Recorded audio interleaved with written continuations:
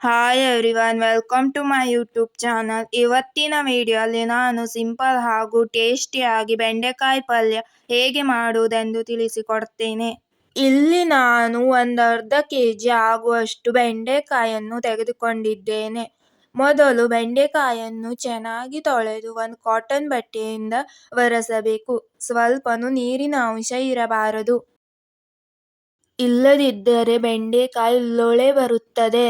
ಈಗ ಒಂದು ಕಡಾಯಿಗೆ 2-3 ಚಮಚ ಎಣ್ಣೆ ಹಾಕಿ, ಎಣ್ಣೆ ಕಾದಿದ ನಂತರ 1 ಚಮಚ ಸಾಸಿವೆ ಹಾಗೂ ಸ್ವಲ್ಪ ಕರಿಬೇವಿನ ಸೊಪ್ಪನ್ನು ಹಾಕಬೇಕು.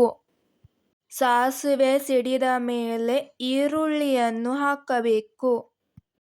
ಈರುಳ್ಳಿ ಸಾಫ್ಟ್ ಆದ ನಂತರ ಅದಕ್ಕೆ ಟೊಮೆಟೊ ಅನ್ನು ಸೇರಿಸಬೇಕು.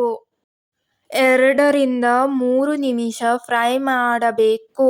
ಅದಕ್ಕಿಂತ ಮೊದಲು ಯಾರೆಲ್ಲ ಹೊಸದಾಗಿ ನನ್ನ ಚಾನಲ್ನ ನೋಡ್ತಾ ಇದ್ದೀರಾ, ದಯವಿಟ್ಟು ಸಬ್ಸ್ಕ್ರೈಬ್ ಮಾಡ್ಕೊಳ್ಳಿ. ಈಗ ಕಟ್ ಮಾಡಿದ ಬೆಂಡೆಕಾಯನ್ನು ಅದರಲ್ಲಿ ಸೇರಿಸಬೇಕು.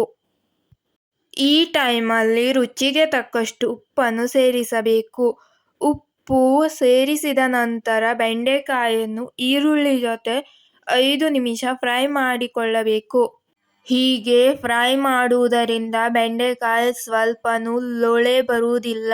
ಈಗ 1/4 ಚಮಚ ಆಗುವಷ್ಟು ಅರಿಶಿನ ಪೌಡರ್, ಅರ್ಧ ಚಮಚ ಗರಂ ಮಸಾಲ, ಅರ್ಧ ಚಮಚ ಚಿಲ್ಲಿ ಪೌಡರ್, ಅರ್ಧ ಚಮಚ ಧನಿಯಾ ಪೌಡರ್ ಸೇರಿಸಿ ಲೋ ಫ್ಲೇಮಲ್ಲಿ ಇಟ್ಟು ಎಲ್ಲವನ್ನು ಚೆನ್ನಾಗಿ ಮಿಕ್ಸ್ ಮಾಡಿಕೊಳ್ಳಬೇಕು.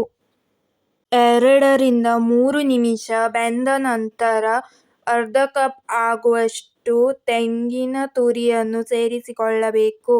ಈಗ ಎಲ್ಲವನ್ನು ಚೆನ್ನಾಗಿ ಮಿಕ್ಸ್ ಮಾಡಿ ಗ್ಯಾಸ್ ಆಫ್ ಮಾಡಬೇಕು. ಈ ಬೆಂಡೆಕಾಯಿ ಪಲ್ಯ ರೊಟ್ಟಿ, ಚಪಾತಿ, ಅನ್ನಕ್ಕೆ ಸೂಪರ್ ಕಾಂಬಿನೇಷನ್.